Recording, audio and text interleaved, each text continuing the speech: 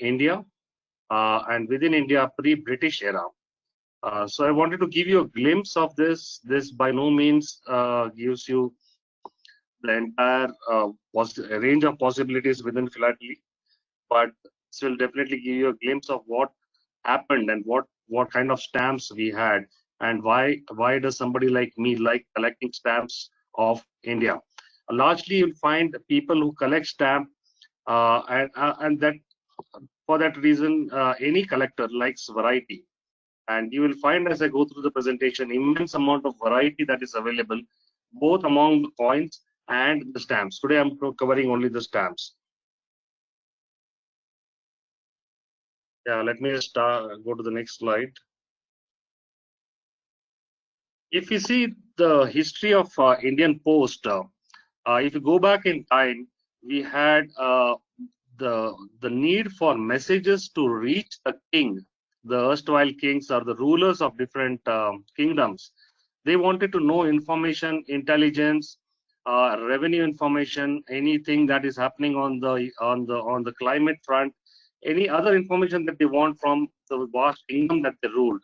And therefore, they had created a system of getting the information back to them. So going back to 321 BC, you had Chandragupta Maurya, who had created a postal communication, a communication system of sorts, to get reports from different parts of his empire. Even Alauddin Khilji did that. He made a large network of horses and foot runner service within his kingdom, so that he could get the information back to him. Babur also had a large horse courier service and postal service for himself. During that time, most of this post, if you will, or information, if you will, was largely focused on serving the king or the ruler. That is, it was not for any private person. Around the same time, I'm talking about the 1830s, 1840s. A person in France started creating a system for the common public to send packages. But during those days, if I send a package to Sandhya, it will be Sandhya who's paying for it. And if Sandhya is not there or refuses to collect it, the postal system would be in a jam. And therefore, the British people were pondering on this problem, and for the first time in the mid 1800s, started having a prepaid system. So stamp basically is a prepaid system. That is, you pay for the postage before you actually do the postage. So the receiver does not pay for it; the sender pays for it.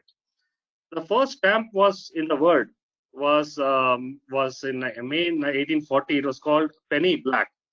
Penny black because it is 1 penny and it is black. Couple of things you'll find interesting here. One is that it has the profile of Queen Victoria. It does not have the name Great Britain. Great Britain thought they were so great that just having the picture of their queen is enough to identify their country, and therefore the name of the country is not mentioned there at all. It was followed very quickly by a 2 penny stamp. The 2 penny was blue in color, so it was called 2 penny blue. So penny black is the first one to be introduced in the word. So the only difference between penny blue and penny black was obviously the color. You'll find the stamp does not have any perforations at the end. It is one of the first few stamps that were made, and therefore it doesn't have any perforations you'll find on other stamps that as we go forward. The first stamp in India was Sinde Dock. India was the 10th country in the world to start a stamp, start a formal postal service. This was done by the East India Company. While the East India Company had come into India in the 1800s or mid 1800s, they controlled most of the ports and therefore the shipment of goods out of India. And they used to collect a lot of customs duty for allowing that to happen. During that time, most of the shipments out of India were going to China, was opium trade. there are two kinds of opium that was getting traded. One was what was called Bengal opium, and the second was called Malwa opium. So Bengal opium and Malwa opium, the Malwa opium was largely grown by the individual princely states, and they were actually sending it to a place called Sindh. Sindh is presently today a part of Pakistan, and from Sindh it used to go into China, subverting the and therefore not entering the ports that the British controlled. So the British were very upset that a large part of the consignment, large part of the goods were going out of India without them getting any revenue out of it. So though the British that at that time were very friendly with the Amirs were ruling Sindh province at that time. Though they were very friendly with the Amirs, they actually attacked Sindh and annexed it. And once they had done that, they wanted to create a postal system for the Sindh. Sindh Dock. The word Sindh is a corruption of the word Sindh, and Dock is a corruption of the word Dak. Dak means post in Hindi. So Sindh Dock is actually a Dak for the Sindh province. So you'll find it very clearly written Sindh District Dock. So it was for half an anna, and it was used. This used a postal system before this came in Sindh. In the Sindh, they had a system of people running. So they had runners. So they had people who ran for a mile and then handed over to the next guy. And each runner was paid by the amount of weight that he was carrying. This was used for about 2 years till 1854, after which the East India Company brought out some new stamps, and stamps thereafter had the profile of the Queen. Sindh Dock does not have the profile of the Queen. So 1854, these were the stamps that came in. So these were the initial prints which were done in India: half anna, 1 anna, and 2 annas, and later also 4 annas. The later prints of these stamps of East India Company were done in Britain. The first set was done in India. So the postal India, or the India from a postal perspective, if you look at it, we had 652 princely states those days, roughly divided into two buckets. One was called convention states, and the second was called feudatory states. A convention state basically meant that the anything that the post office does was managed by the British. So the British managed the post office system of that princely state. Feudatory states had their own postal services, obviously for their own state. So they could not ship a package out of their state to another state, but they largely managed the postal system within their own princely states. So those were feudatory states. Convention states were obviously which worked with the British and let the British manage the postal system of that princely state. And people who are convention states or the princely states which agreed to be a convention state were more closer to the British, if you will. The British liked them better than the people who were feudatory states, and therefore did not take on this service offering that the British had.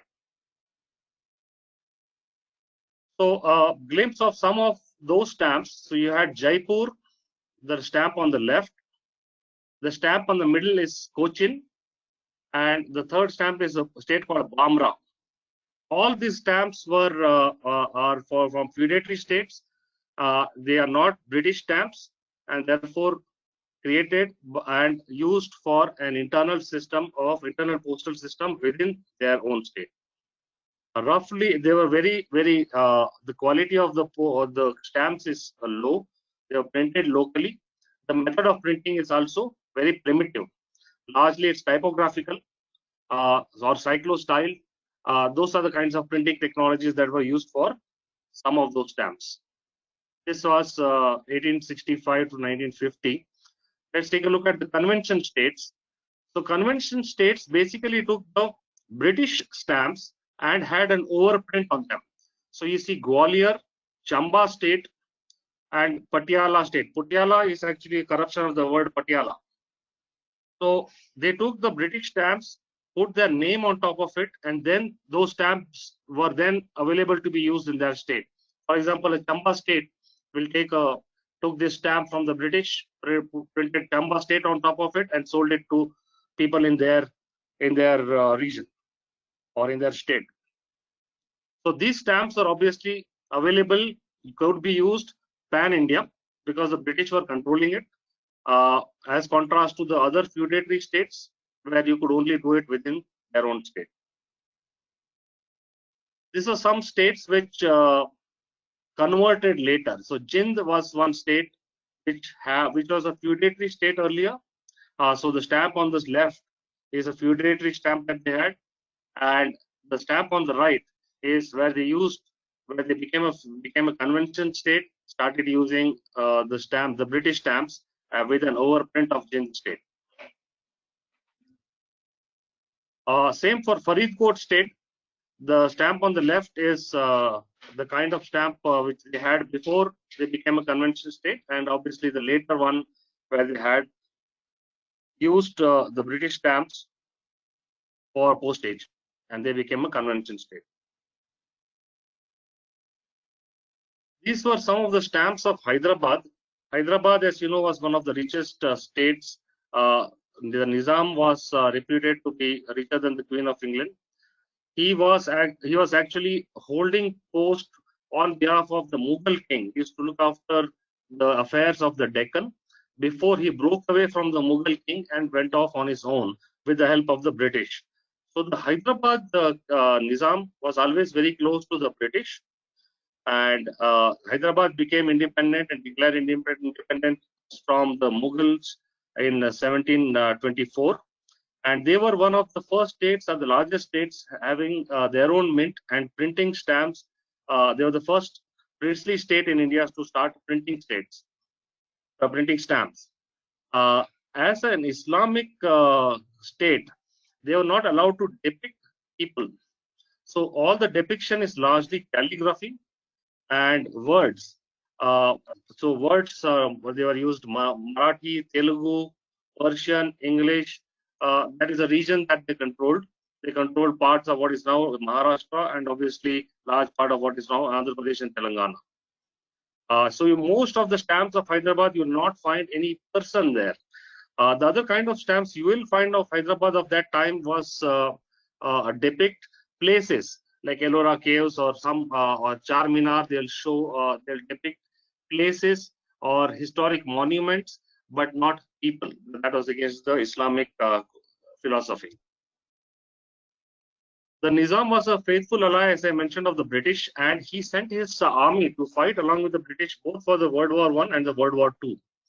This is one of the few. This is the only stamp that Hyderabad had, which depicted a person, that too the back of the person. This depicts a person coming back from that war, World War II, victorious, and this is a victory commemoration showing the soldier going back to his home and to his wife and child.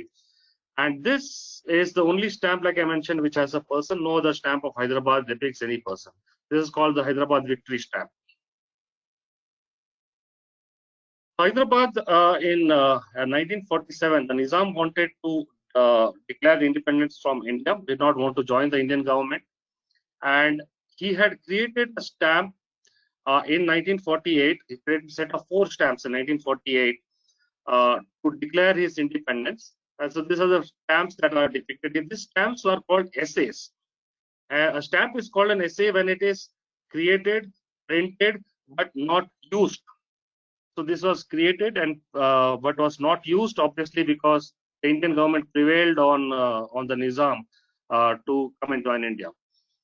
But before he decided that, he had already had plans to declare independence, and therefore had some stamps to commemorate the independence of Hyderabad. These are the stamps of that time called Hyderabad Independence Essays.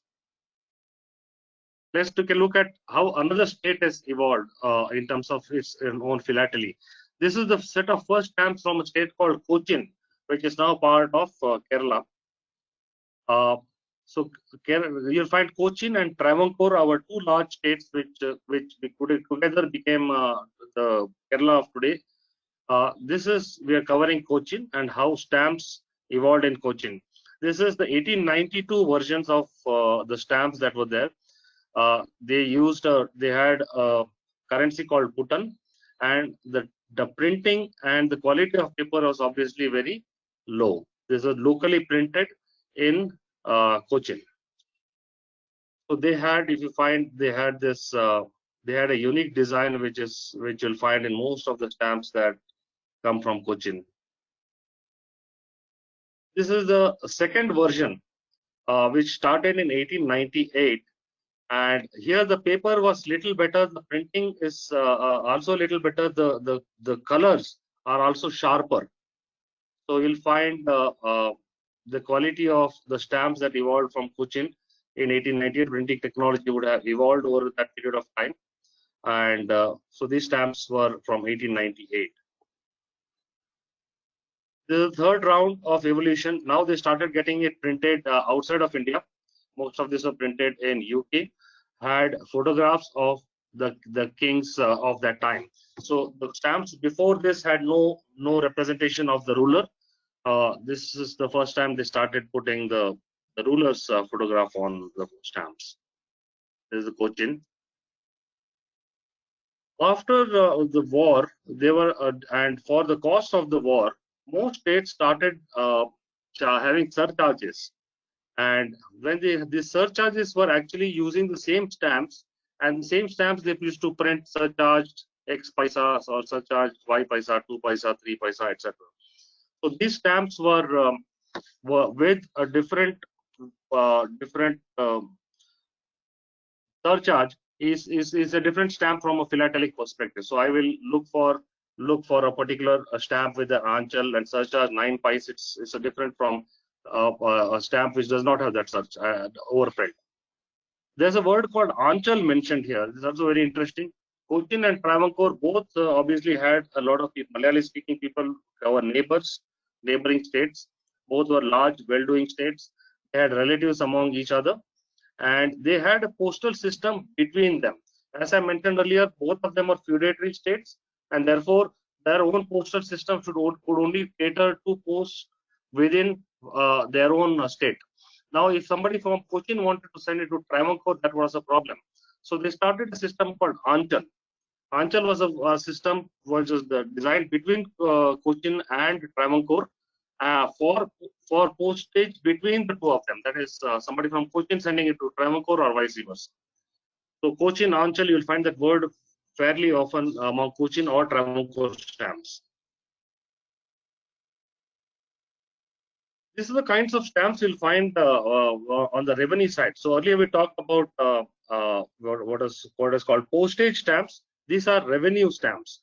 So you'll find a large variety of stamps on the revenue side. And revenue stamps predate postage stamps in most kingdoms, because obviously they were collecting revenue. The kings wanted to collect revenue, and they had a system for doing that far earlier than they had the postage system. So this is a state called Akalkot, and this is how a court fee stamp used to look like. So this is what you would affix to a paper which you will submit to the court for anything that you're pleading to the court. These were revenue stamps which are non-judicial. So they were in a small from a state called Pudukottai. This is in the present Tamil Nadu. So this is a Pudukottai non-judicial stamp of 1 anna. This is what share transfer stamps those days used to look like. And these are obviously used to transfer, when you were transferring shares from one person to another, you had to affix these stamps to make it legal and valid. They were issued by states of Berar, Cochin, Jaipur, Mysore, Travancore, and Cochin. This is an interesting stamp called an entertainment stamp, which Pudukottai from Tamil Nadu used to charge. So if you go and buy a ticket for the local circus, you would, or the local play that you go to, the ticket will have this at the back of it, and you'll be basically charged entertainment tax of half an anna. This is a forest permit stamp from Hyderabad. Hyderabad is the only state which had this. Basically, let you permitted you to go to the forest, cut trees, or basically have collect woods from a particular part of the forest, and that permission was given. And when you apply for that permit, you would put a forest permit stamp on it. Hundis. Hundis are largely IOU, the bills of exchange of today. The hundi when it is executed would need a stamp there, and this was a stamp from Nawanagar state. Many states had this bill of exchange stamp. So this is what would make the hundi valid, having such stamp. This state is called Nawanagar state. Holkar state. This is in Maharashtra, next to Indore. They had started, they had motor vehicle charges, and so when you buy a car, you would have to pay this fee, motor vehicle fee, and a stamp for that was what this stamp was. Telephone service kind of stamps. So this was mostly overprinted. If you see, they've taken the postal stamp, overprinted it saying service telephone service, and made it a revenue stamp, if you will. So any telephone services or telegraph services that you use, you would need to use this kind of stamp. So so let's take a Patiala state which issued this, for example. Patiala is a state is about 30 kilometers from the present Gurgaon. This is where Sharmila Tagore lives now. And those days when the first telephone system came into Patiala, the then king had agreed that the maintenance thereof would be done by the British. And for the cost of the maintenance to get recovered, this telephone service stamp and the charges from that was used. So this is a specific kind of a stamp that was started by the Patiala state for this. So you'll find it very interesting. They're using the British stamp. They're using Patiala state, obviously, name that makes it a Patiala state stamp. And on top of that, they are using a telephone service. So basically, they converted the postage system, postal stamp, into a revenue stamp. Some states had writing fees. That is, obviously, people needed help in writing an application, either judicial or non-judicial. And there were writers or professional writers sitting outside their office, those offices, who would write for them, and fees would be charged for that. So this is a writing fees for stamp from a state called Jobat. Again, World War II funding. Some states had war fund stamps, so to pay for that. Some states which had this were called Banganapalli, Chhattarpur, Devas Junior, Devas Senior, Chalawar, or some of the states which charged their citizens this fee for the war fund. So stamps were made for collecting funds for war. This is we saw all the stamps till now, which are largely feudatory in nature. So this is apart from Patiala. This is revenue stamps of the convention states. So you see what it looks like. This is largely revenue stamps of British, of the British revenue stamps with an overprint of state. The left one is Mysore. The second one is Sarangar state. 1 anna each, and they used either the revenue stamp with the overprint, or a postal stamp with an overprint of revenue. So the right one is a postal stamp with an overprint of revenue, making it a revenue stamp. The left one is a revenue stamp of the British with an overprint of the state's name. So some of these stamps, court fees or any other fees, had a lot of them had pictures of their or portraits of the ruler.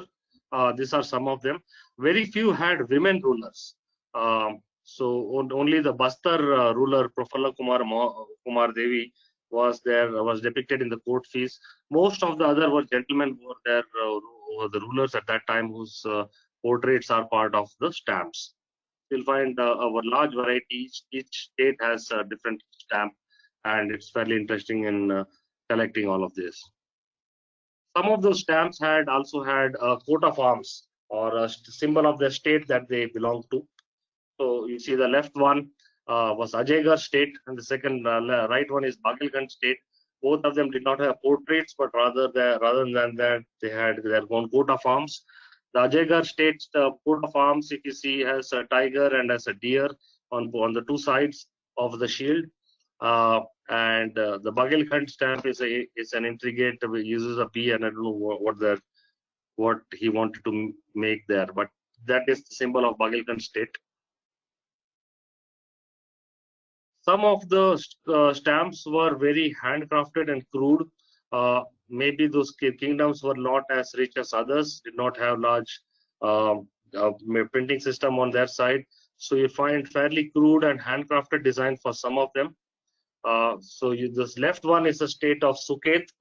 Obviously, fairly we can make out it's handwritten. And the right one is a stamp of Jawara. Again, obviously handwritten. Some of them use stamps, that is hand stamps, stamps like we use for while stamping a piece of paper. So these were from Bhaji state and Madan state. So they didn't have stamps to stick, but rather they had stamps to put on a piece of paper. That's how their stamps looked like. Some of the revenue stamps were also there for districts. This is an interesting one. There is a state of Mewar, which is the princely state, and there is a place called Thikana Ahmed within that state. It is like a tehsil or a jagir. So the jagirdar of that place has his own court fees. So the court fee is of Mewar, but with an overprint of Thikana Ahmed. So this is obviously given out by the local Zamindar or Jagirdar of that Thikana Ahmed within the Mewar district, Mewar state. Most of the stamps you'll find have watermarks. Started very early. The first watermarks were elephant watermark, then became a star. You find watermarks coming right from the East India Company days, because revenue was collected on this and was made on this. They took care, the East India Company took care to have watermarks so that it doesn't get plagiarized or copied. The Cochin watermarks are interesting. They use a watermark of an umbrella, and so this was there. It started late. The earlier stamps of Cochin do not have this. The later 20th century stamps of Cochin, most of them have this umbrella as a watermark. This is an interesting set of stamps which of Queen Victoria, dated 1900. They mentioned CEF. CEF is China Expeditionary Force, started by the British government of their army going to China against what was called the Boxer Uprising in China, to put that down. And this particular stamps with the CEF overprint were used by the army people or the people in uniform to send post. So this is was not available to the local people, largely restricted to their own armed forces. So this is another thing that you'll find collectors like, varieties. And here is the cost of errors and varieties. So you'll find one single stamp with 9 pies overprint, but a lot of mistakes in this. So 9 pies, if you see the bottommost stamp, 9 pies have been printed twice. The stamps on top of them have pies and 9 written twice. So this is basically gives you varieties, errors. All of them have a lot of philatelic value in terms when you collect stamps. So this could have been, for any reason, could have been somebody who's not seen this properly, or somebody looking away while this happened, but this is a lot of philatelic value from a collector's perspective. This is called tete beche. This is a mistake where you have stamps ulta of each other, that is one on top of the other. Normally it should be in the same side, it should look at the same side, but here you have a printing error where the upper set of stamps are looking the other way, and as compared to the bottom range of stamps. So this error is also got a lot of value from a collector's perspective. I have a lot of most of the other ones are basically to give you a flavor of the kinds of stamps that different states had. This was Baria, this was Beri, Bijawar, and so on and so forth. I'll rather stop here. If there are any questions, I will take that. I hope I give you a glimpse of what is possible, what kinds of stamps we had in India, and why a collector like me would like to collect because of the large varieties and each state is different. Each state has different stamps. There are errors, omissions, different kinds of, and each of them tells a different story. So that is the excitement I have of collecting this stamp.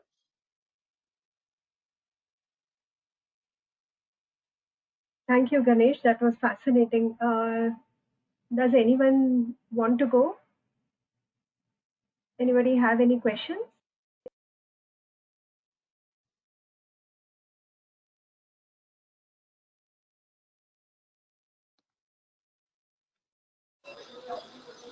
Let him continue.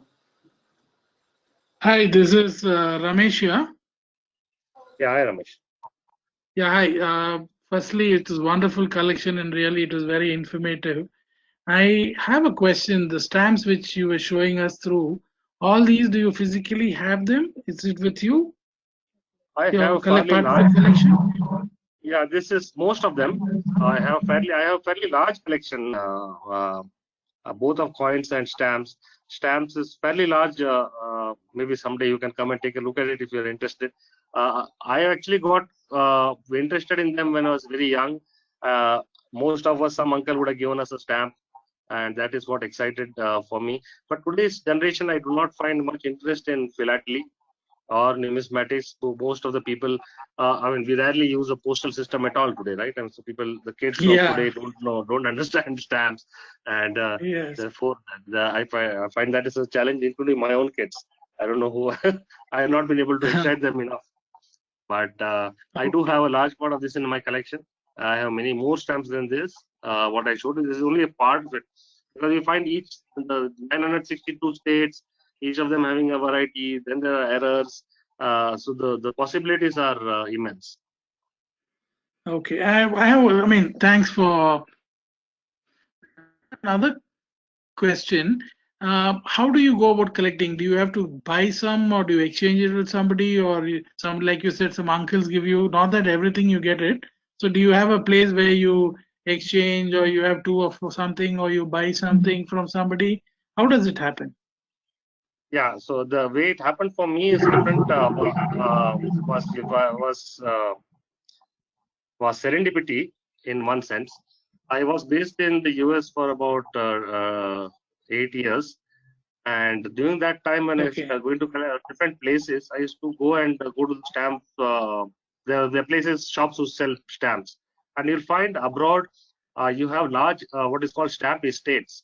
A stamp estate, the way it will look like is a wall-to-wall cabinet full of stamps of different places. Will have millions of stamps, and when estates get sold, the buyer normally breaks it up and sells it. And obviously, the stamps of India in the country like US or any country outside of India, people have no interest. And if you see among the fraternity outside of India, it's called uglies. These stamps are called uglies. They look ugly. Okay. They don't look clean, as compared to Yeah. a normal stamp of any other place. For us, there is a history. For them, there is nothing. So I picked it up fairly cheap that time. In India, what I found happening is there is no formal system of selling it. On eBay and other platforms, there are people offering it. We pick it up from there. That is one. Second is we exchange from other collectors. Lot of other collectors have duplicate stamps, and you exchange stamps with them. And gifting is obviously the third one. So that is how I seen it in India. It's not a very popular hobby, and therefore it is a little harder for people like us. Okay. And of course, safeguarding them and keeping them must be a big challenge, also, right? Yeah, there are books. There are something called stock book. The books in which we keep them. Okay. It's fairly safe in them. There's a stock book, professional books for managing this. That's Okay. not And do you acceptable. insure them? Do you insure them also? No, we've not gone there yet. We don't insure. Not I have Okay. not insured it. I mean, Okay. yeah, I've not done it. But I'm sure Okay. larger Thank you. estates do that. Okay. Thank you so much. Yeah. Informative. Thank you. Hello. Yes. Hello. I am Chandrasekhar. Actually, I wanted to know how do you differentiate between a fake stamp and an original stamp? Yeah, it's fairly tough. For example, if you see, if you take, for example, let me take you back to the Sinde doc, which is which is the most. Where did that go? Yeah, Yeah, yeah. this one. It is. So this stamp is obviously because it's very valuable, therefore largely copied. So if you look at it, you will find the half anna. The half is actually connected to Hmm. the heart size, heart put thing there. So you'll find in the Yeah. fake ones, the half is actually separate from the heart shape in the center of the stamp. So Okay.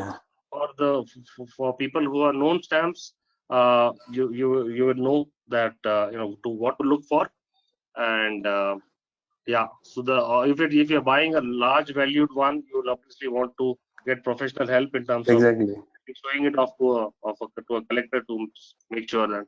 So some of these fakes are well known. I mean, so kinds of fakes to look out for are well known. Only the large value one like Sydney Doc or Penny Blacks are those are the ones which get copied, and there's bigger issues there. Yeah. Okay. Thank you. Thanks. Ganesh, have you got a valuation done for your collection? No, yeah, I've not done that. I should do that. Yeah, I should do that sometime. It's a good thing to do, and it's a to-do item for me. Not yet done that. Are they valuers here in Bangalore, or do you have to get I'm it done? sorry.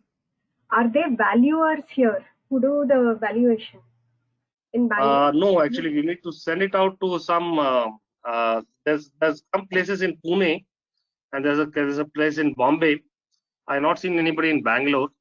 If it's a very high value item, people normally get it done in UK. UK, there is a company called Stanley Gibbons. So Stanley Gibbons has had a book on stamps with the value of each stamp and each variety of each stamp for the last. And they had books coming out every year for the last I think 150 years. So the Stanley Gibbons is the word standard in stamp collection. So everybody will have a Stanley Gibbons book to figure out what is the value of the stamp that he has. So that is one way to value it.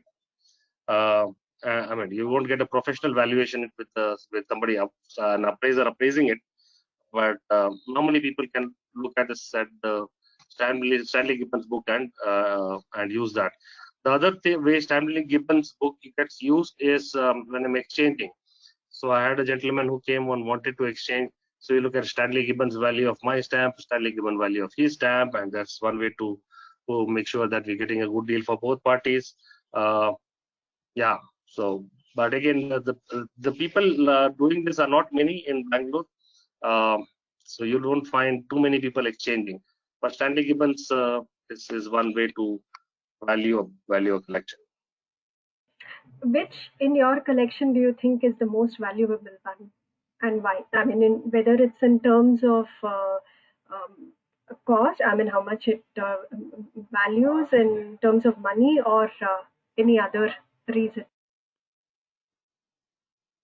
Uh, I have this stamp, which is fairly valuable. So this is an older version, is about 1870, 1880s in terms of time. So this is one of them. But more than stamps, value has been far higher for me in the coin collection that I have on the numismatic side. So the more valuable stuff for me lies there. The earliest coins that I have are 240 BC, are Wow. before Christ. Wow. So starting from that to I have banknotes of 1 rupee, 5 rupees, 10 rupees printed by Japan Oh, Japan printed Indian rupees when they invaded India. So they had a wow. plan to come and stay in India. Obviously, they were entering India, and it was a British control. But they had already printed rupees for that. So the government of Japan printed Indian rupees, which are very, very valuable. And most of the coins have a fairly large value, are also very valuable for me. The fairly old ones, very, very old ones. Yeah, those Yeah. are about all on the BC time. So apart from Japan, most of the colonials must have printed France, Portugal, and others as well in India. In India, you're Yes. talking both coins or stamps. So the Yeah, coins, let me either. answer both of them. Actually, France had, Dutch had, French stamps collection is a totally different one. I have a large French collection too, but most of us don't relate to that side as much as we relate to the British side. So that is for, and the Portuguese had for Goa. We have large French collection, which they had while they were in India, and the Portuguese had their own stamps, largely for Goa. Um, those were the two stamps. Then the Dutch had very few coins which they had when they came in, but nothing on the stamp side. But very few, not much on the Dutch side. The other thing you'll find interesting in this stamps is the other way around, the per contra of this, which is the Indian stamps were used in the Gulf in a very large way. So the British were far more firmer in India, and even the Indian rupees were printed in India but used in the Gulf. And so they had an overprint on the notes mentioning that they were used for Gulf, and that is one interesting fact. And the other interesting fact that many people may not know is that the 1 rupee note of Government of India, the 1 rupee note that we have, the bank note, not the coin. The 1 rupee note is the only note which is not printed by the government of, which is not done by the RBI. It does not have the RBI governor's signature. It has the finance secretary. So 1 rupee note is the only note which is controlled by the government of India. All other notes, bank notes Wow. of India, are signed off by the RBI governor. 1 rupee note does not have the RBI governor. As most people don't know. It's an interesting Any fact. specific reason? I think it's just historical. They wanted. They always had the mint controlled by the Nasik mint, controlled by the government of India, and the 1 rupee was first started getting printed there, and what was now never changed. And now I think 1 rupee banknotes are not no longer available. One other thing I would suggest to people who are collecting or would like to collect, please collect 5 rupee notes. 5 rupee notes are not available now, are going out of fashion. And so whenever you get a 5 rupee note, please keep it aside for your grandkids. They'll have tremendous collectible value. The value of that will multiply as time goes by. Just like 1 rupee notes you cannot find today. And today, therefore, there are large valuation because of paucity of availability. 5 rupee notes will get in the same, but 5 rupee notes you can still find a few of them coming once in a while in your hand. So coin is also very interesting, another subject altogether. But this is largely takes us into history. Stamps I like because of the variety, the colors, the people involved, and the stories that are behind it. And so that is very fascinating for me. And I hope I've been trying to inculcate this into kids. Any kids I find, I keep giving them some stamps just to excite them or entice them to start this as a hobby. That's something I would like to continue doing, and hope that there is at least the next generation who would like to look at Indian stamps in a different way. Our generation had at least an association with the post office. Because of lack of association with post office, I'm very worried that we lose this entire fascination of philately in India.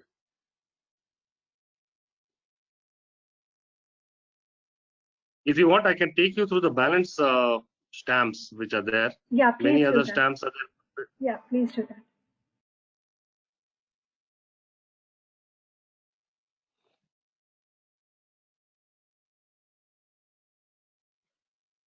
So this is a state called Baria in Bombay Presidency. So Bombay Presidency was is largely what is today's Bombay and Gujarat. Together was Bombay Presidency those days. Madras Presidency had everything south of it. And Baria state is presently in Gujarat. So these states were largely like some of them are like talukas or districts of today. Some of them are very small. So though they call themselves kings and princes, etc., most of them are very, very, very small. So this had 2,000 or 2,100 square kilometers, about 81,000 people population, Baria state. This is stamped with the portrait of the king of Baria.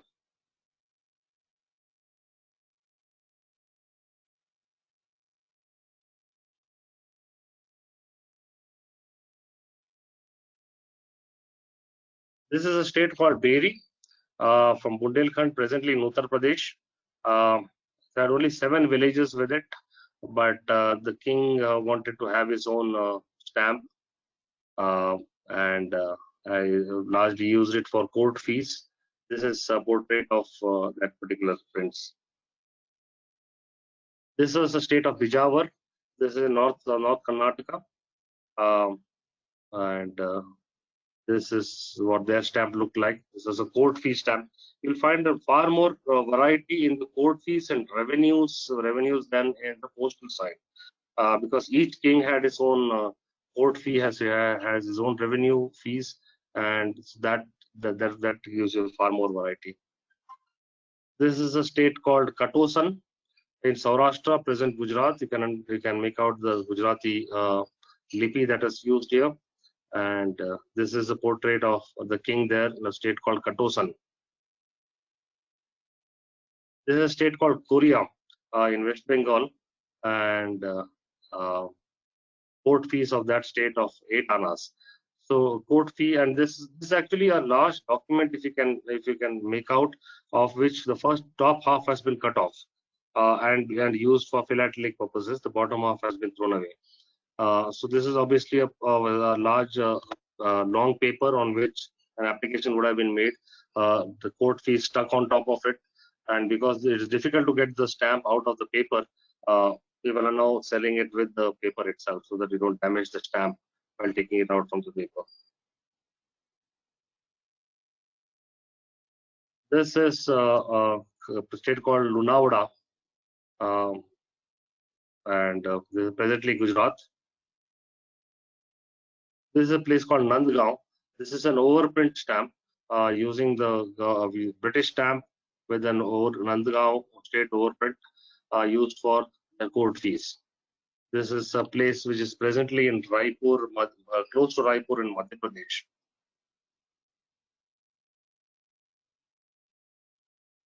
This is Bantwa Bara Majmu Taluka. This is a place in Kathiawar in Saurashtra.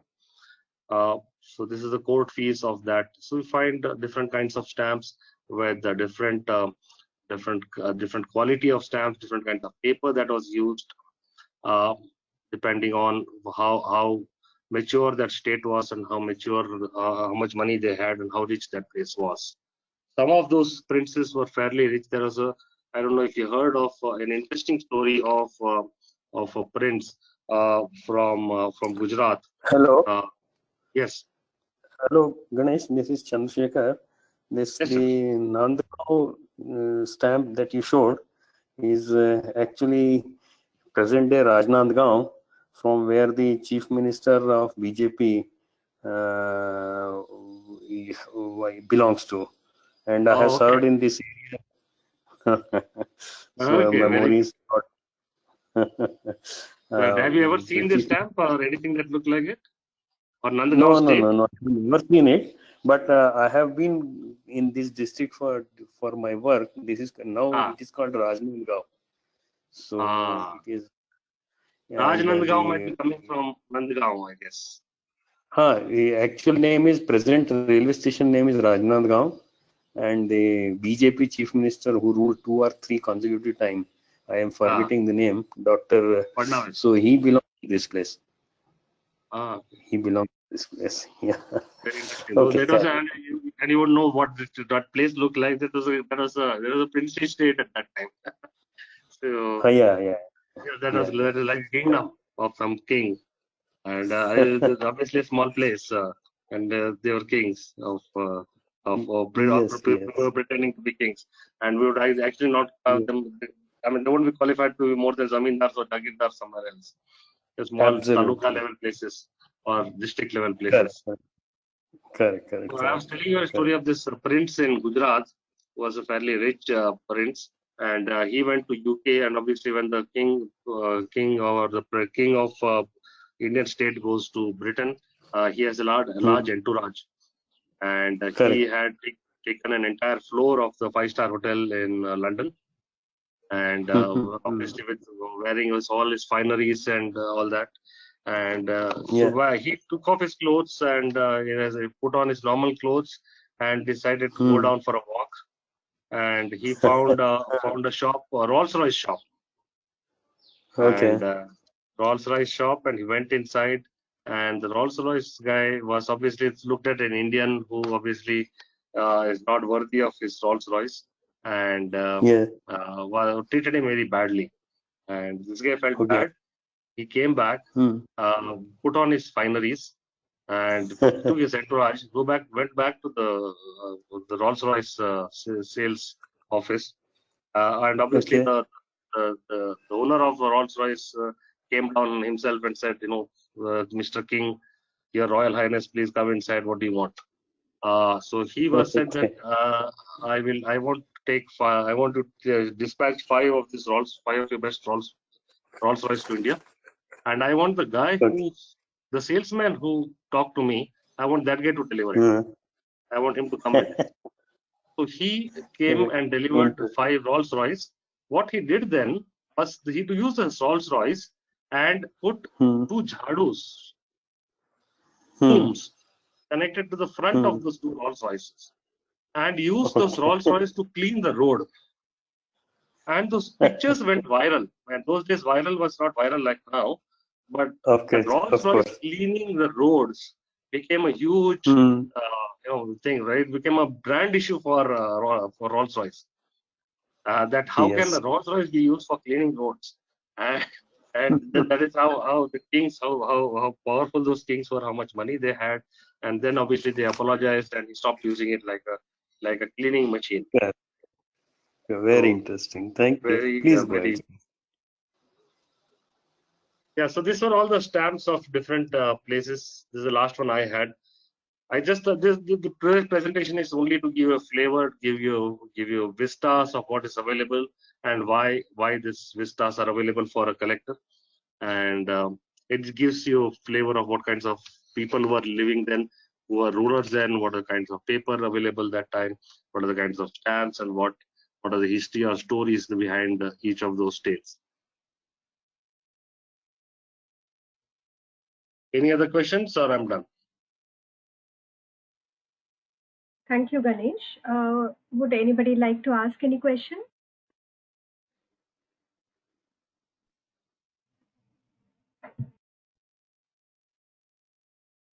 Sandhya, Sir? not a question, but appreciation. Ganesh, a wonderful stock of stamps. How do you preserve them? Do you preserve them in the book or on the wall or somewhere else? How do you preserve them? There is something called a stock book. It looks like a thick book with places to keep stamps in, and so that they don't fall off. So we keep it carefully in them. We don't stick them to paper, obviously, because the value of the stamp goes down if you don't do that. So these stock books are used by professionals to store them. They're fairly safe once you do that, and they don't come out very easily.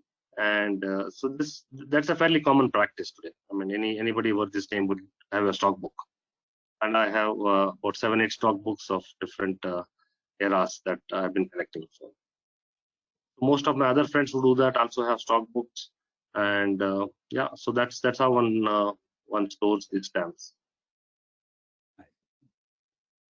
Thank you so much. It was a wonderful session. I'm Nagaraj Rao, President, Bangalore Apartment Federation.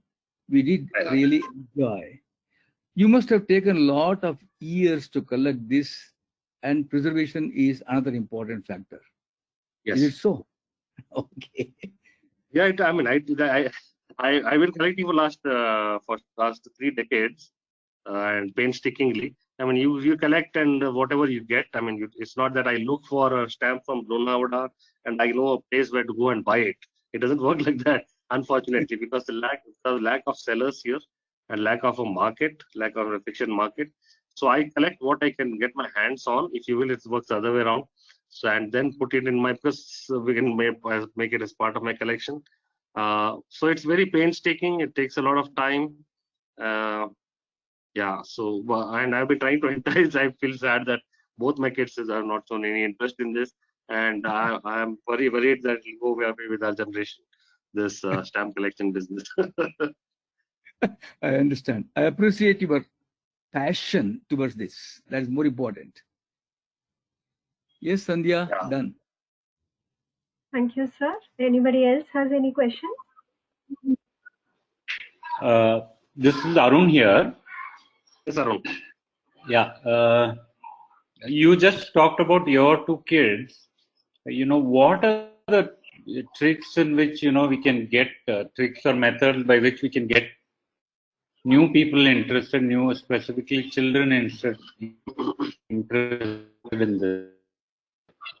I have been writing in different places about this. Second thing that I've done is wherever I speak, I'm a Rotarian. So in Rotary meetings, when I go, I entice or I ask them to get their kids along. And the kids who do come, I give them free stamps. All the kids who come. So maybe that's one way I could find to excite them. I'm sure there are many more ways, and any more ideas are always welcome. But that's one thing that I have tried with young kids. I mean, they don't know where to get a stamp from today. So from my side, I thought I'll get them started off. In terms of talking about these stamps, so they get to know what stamp collection is about, and secondly, a couple of stamps to get them started.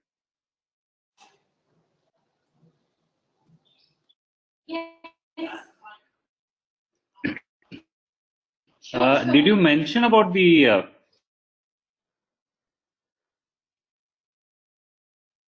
Yes, go ahead. Did you mention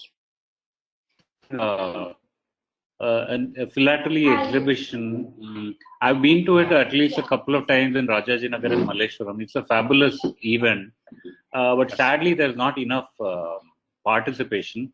But I'm delighted to be participating in those. And there's one exciting thing that happens, which is there is a customized stamp. So twice, we've got stamps made with my son, with my son's picture in the stamp. But we've just not posted because we treasure it so much that we've never bothered to post it. Yeah, I mean, it's a good idea, good way to excite people to come in and you have your own photograph on a stamp. That's a wonderful idea. Because rarely does one you get to use it, right? So I mean, once one sees one's photograph on the stamp, they'll start getting excited enough to understand how and where that can be used. Something like that can be used. Right. Thanks, Ganesh. Back to you, Sandhya. Thank you, Arun. Anyone else?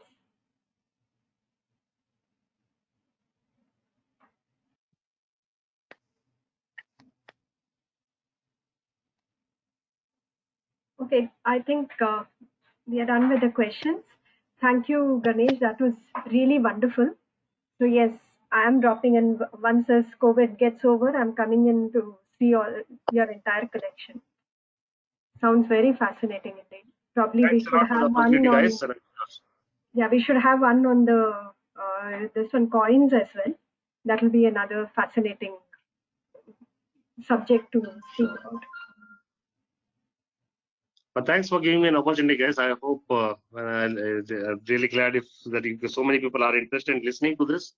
That is a great thing, and if I'm excited anybody to look at this and think of this as a hobby or think of exciting their kids onto this, that will be great. And if anybody wants, any child is interested in taking this as a hobby, I am very happy to help him getting started off with a couple of very good old stamps, very valuable stamps for him to get started off. That's an open offer from my side. Wow, that's great, Ganesh. Thank you. We will take you up on that offer. Thank you, everyone. Thank you for joining. See you tomorrow at 11:30. Yeah, Okay, and guys, can we Yeah. have your contact, please? Sandhya has my contacts. Do you want me to share it here, or can take it for Sandhya? Can you publish that later? Yeah, I'll do that. Yeah, maybe we can post it with the recording. Sure. I'll please DM me so that I can share it. Sure. Yeah. Thanks, Ganesh. That was a very wonderful talk.